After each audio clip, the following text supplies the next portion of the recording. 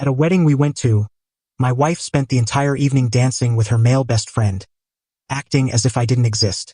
When someone asked if she was married, she laughed and said, "Barely. It doesn't matter when he's dull." The group chuckled. I stood there watching. The next morning, she woke up alone. My marriage ended last Saturday night. No shouting, no shattered dishes, no grand confrontation. It ended with her laugh. A sharp, cruel sound that echoed in the glitzy hotel ballroom, revealing everything I needed to know. Let's rewind. I'm Jack. My wife, ex-wife now, I suppose, is Emma. We were married for 4 years.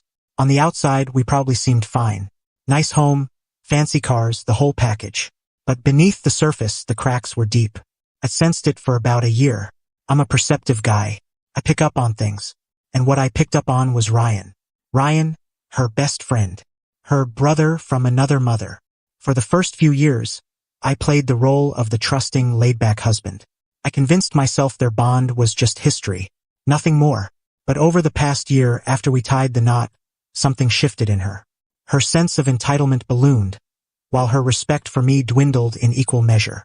The warning signs went from subtle hints to glaring red flags waving right in front of me. It was the endless texting. The phone tilted just out of my view whenever his name popped up. It was how she'd weave him into every conversation, measuring my decisions against what Ryan would have done. The moment I knew I had to prepare my exit was 8 months ago. We were planning a trip for our anniversary. I'd spent weeks researching a cozy mountain lodge, the kind of serene retreat we used to enjoy together. When I showed her the photos, she barely reacted. The next day, she came back with a new idea. Ryan thought we should hit up a trendy beachfront resort instead. "It's supposed to be incredible," she said. It wasn't a suggestion. It was a plan she'd already finalized with him. My efforts were irrelevant. We went to the resort. I spent 4 days watching her send him snapshots of the ocean. That's when it hit me. I wasn't the chill husband. I was a stand-in, a bankroll, the stable, predictable backdrop to the thrilling life she was chasing with others. So I stopped being a pushover. Quietly. I'm not one for dramatic outbursts. That's her territory. I'm a strategist. I started laying the groundwork. My first move was a call to a lawyer, a savvy one recommended by a buddy. I booked a 90-minute meeting to understand my options and obligations. The house was in my name, purchased before I met her. That was key. The lawyer guided me on safeguarding my assets. The next day, I opened new bank accounts at a different institution. I began funneling most of my income there, leaving just enough in our joint account to avoid suspicion. I was carving out an escape path step by step. I knew I'd need it. I just didn't know when. The wedding last Saturday was the breaking point. It was for her college friend. A lavish, over-the-top affair. Emma was in her element. She thrives in the spotlight. She'd bought a stunning new dress for the occasion. One she casually noted was a bit expensive, and charged to our shared card. She spent the night glued to Ryan's side, laughing loudly, twirling on the dance floor, making a scene. She barely acknowledged me, and I let her. I wasn't there to beg for her attention. I was there to watch, to collect the final evidence I needed. I had a hunch the night would be pivotal. Around 10 p.m., I was by the bar, chatting with the groom's uncle. Emma was with Ryan and a few strangers. I saw a woman gesture at Emma's wedding ring and ask if she and Ryan were married. Instead of simply saying no and pointing to me, her actual husband, 20 feet away, Emma put on a performance. She let out a sharp, theatrical laugh and said, "Oh, I'm married, but not to Ryan, sadly." Then she leaned in, conspiratorial, and added, "It's not real, though. It doesn't count when he's so dull." The group snickered, a polite but cutting sound. That was it. No rage, no fireworks in my chest. Just a calm, icy certainty. It was the proof I'd been waiting for. This wasn't a marriage. It was a farce, and I was the joke. I didn't say a word. I gave her a slight nod from across the room. She probably thought it was me being attentive. It wasn't. It was a nod of finality. Message received. I turned, left the ballroom without a glance back, and headed to our hotel room. The party was done. My marriage was done. It was time to put my plan into action. Update 1: the first thing I did in the hotel room was slip off my wedding ring. I placed it on the nightstand and stared at it for a moment. Felt like shedding a disguise. Then I packed my suitcase. Every action was steady, intentional. I wasn't driven by emotion. I was following a blueprint I'd rehearsed in my head for months.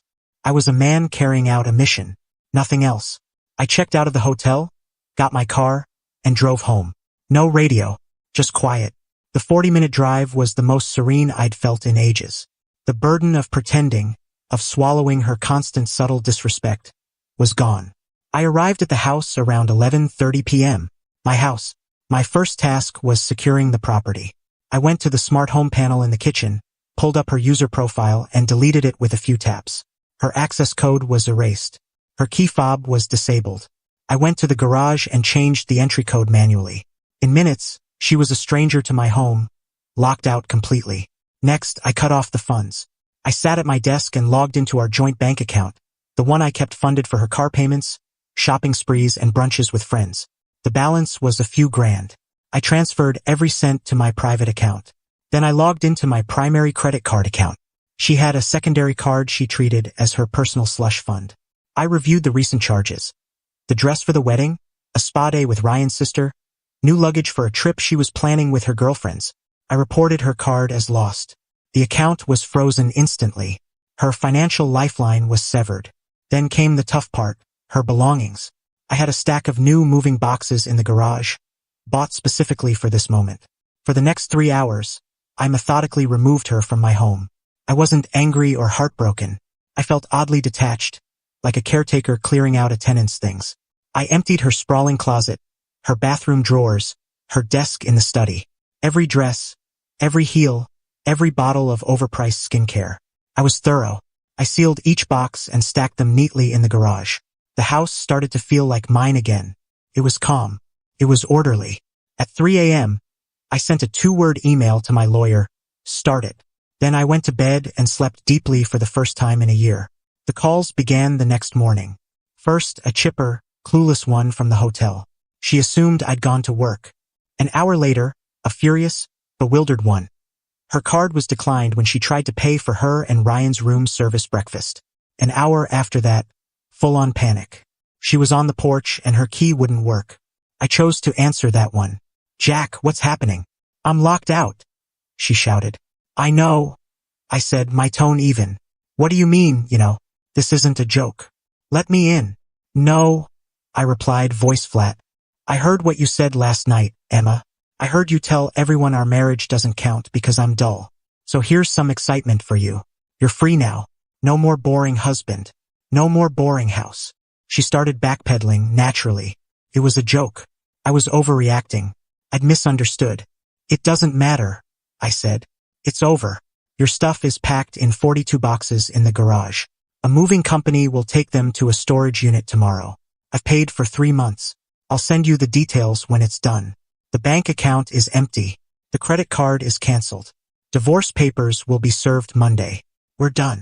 I heard Ryan in the background, insisting I was bluffing, saying I was just being theatrical. He'd driven her home, her loyal protector. "You can't do this," she cried. "I already did," I said. "Enjoy your life." I hung up and blocked both their numbers. Phase 1 was complete.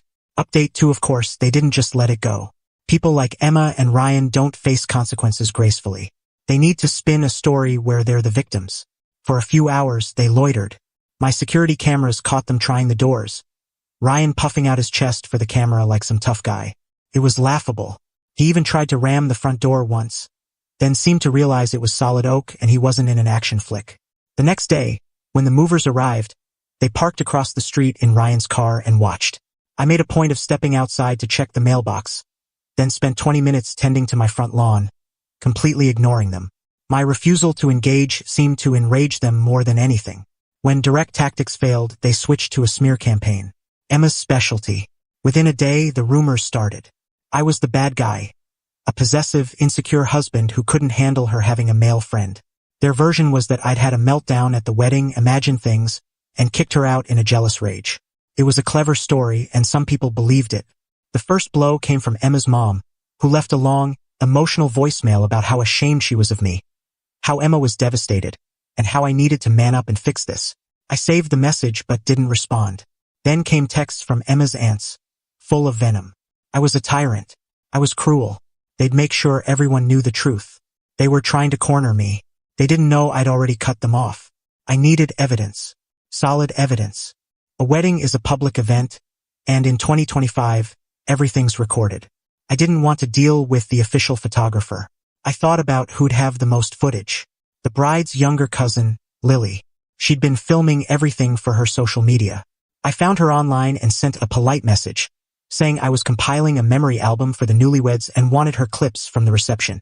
She was eager to help and sent me a folder of her videos. I spent an hour sifting through them and then I found it. A clip of people dancing, but in the background, perfectly captured, was the conversation at the bar. The woman asking about Emma's ring. Emma's sharp, fake laugh. And her voice, clear as day, saying, "It's not real though. It doesn't count when he's so dull." It was my trump card. I trimmed the clip to those 10 seconds. I wasn't gonna blast it online, that wasn't the goal. The goal was precision. I sent a group text to a carefully chosen list. The bride and groom, Emma's parents, her sister, and Ryan's long-term girlfriend, Sarah, whose number I had from a group dinner. The message was brief. I know you've heard a lot of stories. I just want the truth out there. This is a clip from the wedding. The audio matters. This is why my marriage is over. I attached the clip and hit send. Then I silenced my phone and went for a long walk. Final update, it's been 6 months.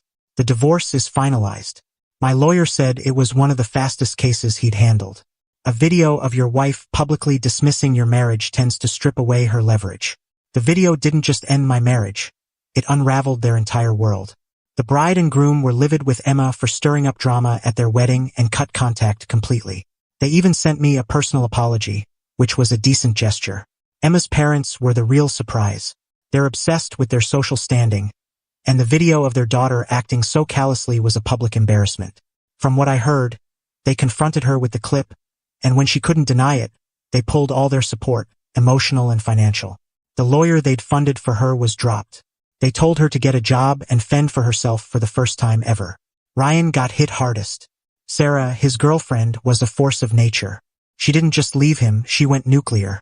She posted the video clip on her social media, tagging both of them, and wrote a scathing post about years of deceit and disrespect. It blew up in our social circle. Their narrative against me was buried under a wave of public condemnation. I heard Sarah's dad, a well-connected local entrepreneur, made a few calls. Ryan's career in sales, which depended on his reputation and contacts, is now in ruins. Emma's life, from what I've gathered, has collapsed. She has no money, her parents barely speak to her, and her friends have drifted away. Ryan, now a social pariah, wants nothing to do with her. She's working as a server to get by, living in a cramped apartment with 3 roommates. The glamorous life she thought she deserved is gone. I sold the house. I wanted a clean slate. I bought a sleek condo downtown with a killer view. It's my space. It's quiet. But the real victory wasn't kicking her out. It was exposing the truth. Emma and Ryan built their bond on lies and disregard. All I did was hold up a mirror. They couldn't face what they saw. She called me dull. Maybe I am. But my life is steady. It's real. It's calm. Her life, the one she chose, is a chaotic wreck. She woke up alone in that hotel room. But the truth is, she'd been alone in our marriage for a long time. I just made it official.